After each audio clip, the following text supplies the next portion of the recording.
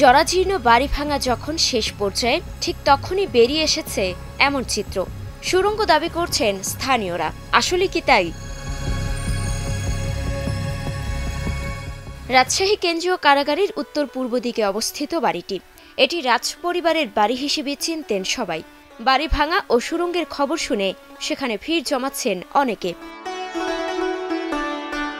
আমার মনে হয় যে এই খনন কার্যটা পরিচালনার সময়ে এক্সপার্ট দ্যাট ইজ আর্কিওলজিস্টের উপস্থিতি আমার মনে হয় থাকলে ভালো হতো।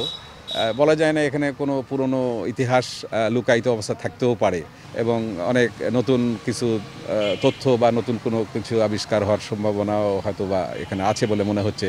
প্রায় ১৫০ বছর আগে এই বাড়ির মালিক ছিলেন বিঘাপতিয়ার রাজা হেমন্ত কুমার রায়ের ছেলে সন্দীপ কুমার রায়।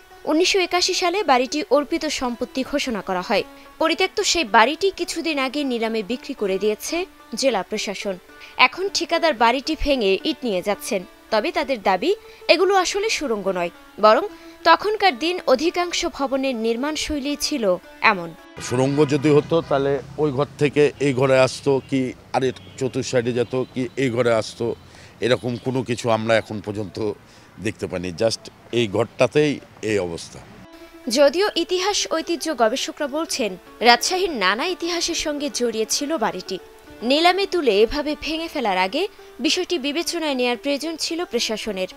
এই যে ভাঙার ডিসিশন যে নেওয়া হয়েছে, সিদ্ধান্ত, তার আগে অন্তত যারা পরিবেশ সচেতন মানুষ আছেন, ঐতিহ্য সংরক্ষণের বিষয়ে যারা নিয়মতান্ত্রিকভাবে আন্দোলন করছেন, ওনাদেরকে নিয়ে আমরা একটু বসি, এইটাই সিদ্ধান্তটা নিতে পারতেন।